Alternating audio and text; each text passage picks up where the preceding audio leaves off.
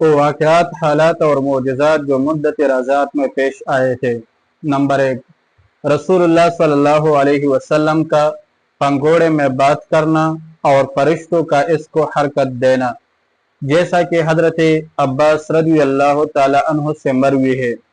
وہ فرماتے ہیں کہ میں نے عرض کیا، یا رسول اللہ صلی اللہ علیہ وسلم، مجھے آپ کے دین میں داخل ہونے کی دعوت آپ کی نبوت کی اس علامت نے دی ہے کہ میں نے دیکھا کہ آپ پنگھوڑے میں چاند سے باتیں کر رہے تھے اور اپنی انگلی سے اس کی طرف اشارہ کرتے تھے۔ آپ جس طرح اشارہ کرتے وہ ادھر جھک جاتا۔ بالکل اس روایت کی طرف اشارہ کرتے ہوئے عاشق صادق مولانا احمد رضا خان قادری علیہ الرحمہ فرماتے ہیں، چاند جھک جاتا جدھر انگلی اٹھاتے مہد میں کیا ہی چلتا تھا اشاروں پر کھلونا نور کا صلی اللہ علیہ وسلم۔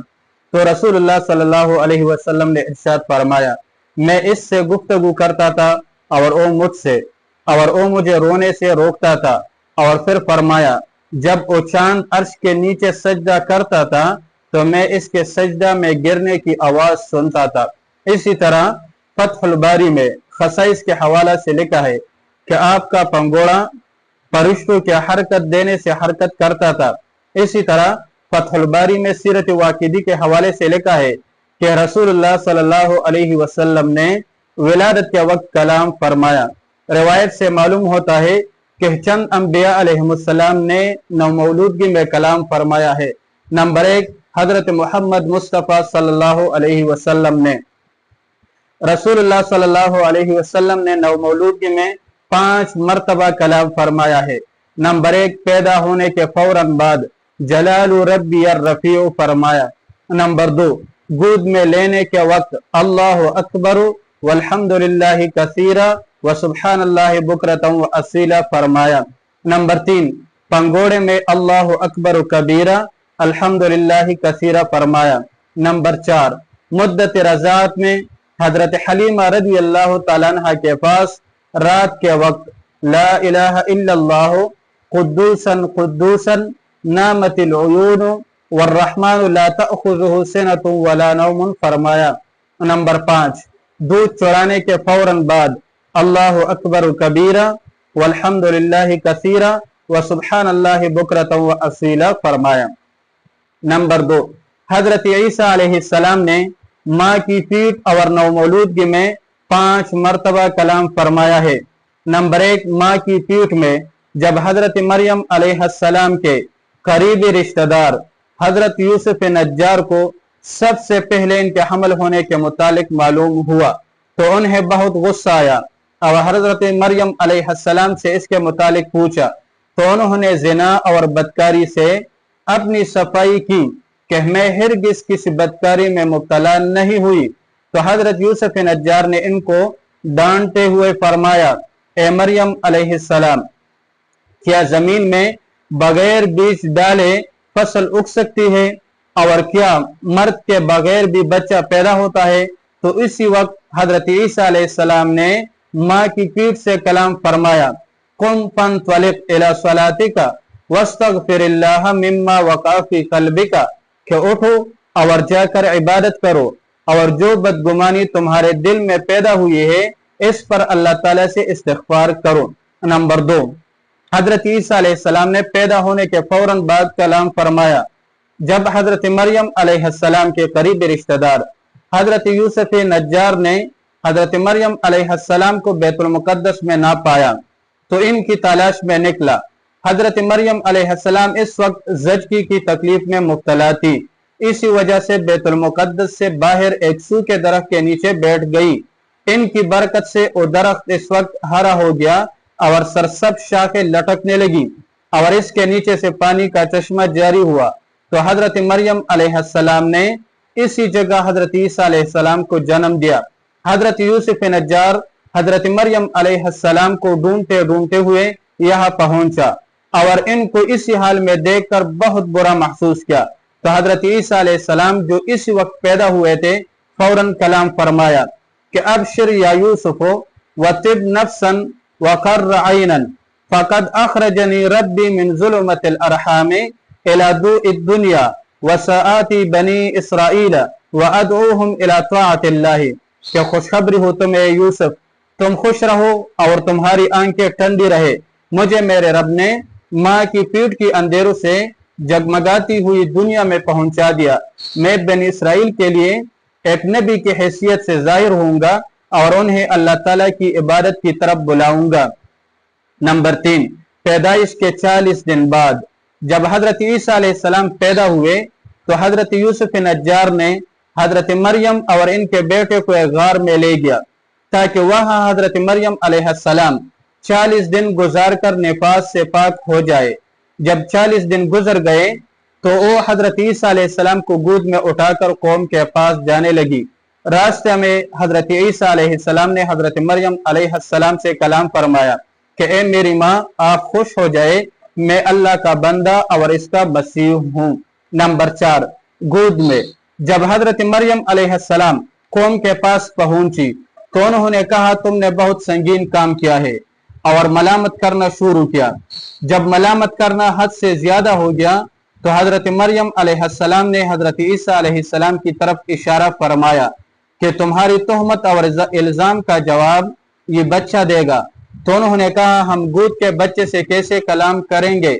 जब हजरत ईसा अलैहिस्सलाम ने ये सुना तो उन्होंने कौम की तरफ मुंह करके सीधे हाथ की शहादत की उंगली से इशारा करते हुए फरमाया इन्नी अब्दुल्लाह आतानी अल किताब वजअलनी नबिय्या वजअलनी मुबारकन ऐनमा कुन्तु वअौसानी बिस्सलाति वज़्ज़काति मा दुम्तु हय्या वबर्रम बिवालिदती वलम यजअलनी जब्बारन शक़िय्या।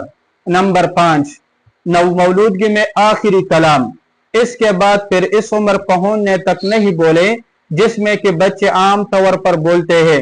ये फरमाया अल्लाहुम्मा अंतल करीब फी उलुव्विकल मुतआली फी दुनुव्विका, कि ए अल्लाह तू इंतहाई बुलंद होने के बावजूद हमसे कितना करीब है। अर्रफीउ अला कुल्ली शैइन मिन खल्क़िका, अपनी तमाम मखलूक पर गालिब और छाए हुए है। हारतिल अबसारु दून नजर इलैका, आप में गौर करने से हर एक हैरान और आजिज है। नंबर 3, हजरत इब्राहिम अलैहिस्सलाम ने पैदा होने के फौरन बाद कलाम फरमाया है। जब हजरत इब्राहिम अलैहिस्सलाम अपनी माँ की पीठ में 9 महीने के हुए तो इनकी वालिदा ने अपने शौहर तारुक से बुत के घर जाने की इजाजत तलब की। जब वो वहां पहुंची तो तमाम बुत इब्राहिम अलैहिस्सलाम के एहतराम में पीछे हट गए। तो इब्राहिम अलैहिस्सलाम की वालिदा घबराहट में इसी जगह से बाहर निकली तो नमरूद को कौम के दरमियान देखा कि उसके सामने मोमबत्ती और रोशनियां थी। तो उसने कहा ये कौन है। तो उन्होंने जवाब दिया कि मैं तारुक की बीवी हूँ। तो नमरूद ये कहना चाहता था कि इसे गिरफ्तार करो, लेकिन मुंह से निकला कि इसे छोड़ दो। तो घर रवाने हो गई। तो रास्ते में जिंदगी की तकलीफ शुरू हो गई। तो एक फरिश्ते ने आकर कहा डरो नहीं, फलान जगह जाकर जो कुछ तेरे पीठ में है उसे पहुंचाओ।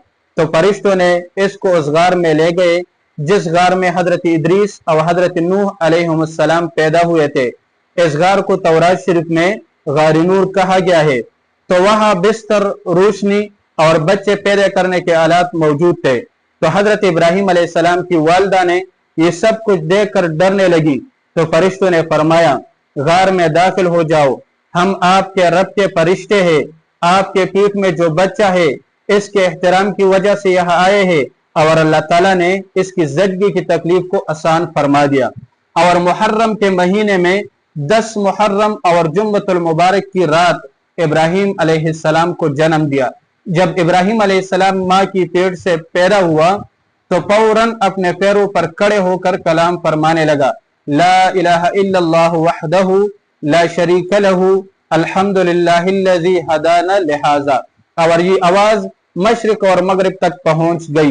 नंबर 4, हजरत नूह अलैहिस्सलाम ने पैदा होने के फौरन बाद कलाम फरमाया है। हजरत इदरीस अलैहिस्सलाम का एक बेटा था जिसका नाम मतुशलह था। इसने शमहा बिनत अनोश नामी औरत से शादी की तो उससे एक लड़का पैदा हुआ जिसका नाम लामक रखा गया। उसके पास इतनी ताकत थी कि वो बड़े दरख्त को हाथ में पकड़कर जड़ों से उखाड़ देता और इनके चेहरे में रसूलुल्लाह सल्लल्लाहु अलैहि वसल्लम का नूर था। और वो लोगों की बोगज़ व अदावत की वजह से अपना नाम छुपाता था। एक दिन वो सैर व तफरीह के लिए जंगल में निकला तो एक हसीन व जमील औरत को देखा कि भेड़ व बकरियां चरा रही थी, तो आपको पसंद आ गई। फिर उससे पूछने लगा कि आप कौन है? तो उन्होंने जवाब दिया कि मेरा नाम पैनूस है और काबिल बिन आदम की औलाद से हूँ। तो फिर उसने पूछा कि तुम्हारी मंगनी या शादी हुई है? तो उसने कहा नहीं।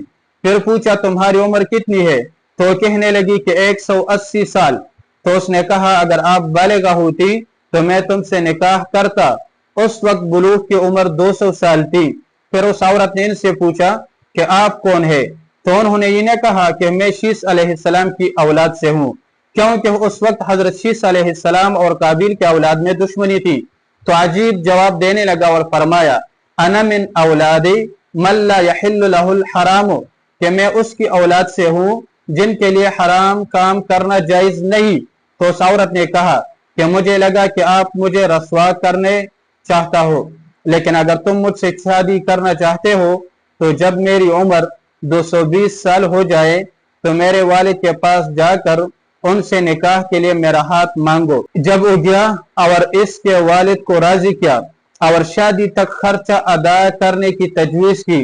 जब निकाह किया और शादी हुई और हमल ठहरा, जब विलादत का वक्त आया तो उस वक्त के जालिम बादशाह के खौफ से वो गारी नूर में चली गई ताकि इस मुबारक बच्चे की जन्म से किसी को खबर ना पहुंचे और वो आप अपने बच्चे के साथ महफूज रहे। जब जन्म हुआ तो उसने बच्चे को अकेला छोड़ने का इरादा फरमाया। जब जाने लगी तो बहुत दुख व तकलीफ के साथ कहने लगी वा नूहाहु, हाय अफसोस मेरे नूह अलैहिस्सलाम। तो फौरन नूह अलैहिस्सलाम ने कलाम फरमाया ला तखाफी अलैया अहदन या उम्माहु फल्लज़ी खलकनी यहफज़ुनी, ए मेरी माँ मेरे लिए किसी से ना डरो, क्योंकि जिसने मुझे पैदा किया है वही मेरी हिफाजत करेगा। फिर वो अपने घर वापस आई और नूह अलैहिस्सलाम इस जगह पर 40 दिन तक रहे। फिर फरिश्तों ने उसे उठाकर माँ के पास ले गया पाकीज़ा और सुरमा लगाए हुए हालत में। तो माँ ने खुश होकर उठाया और तरबियत करने लगी।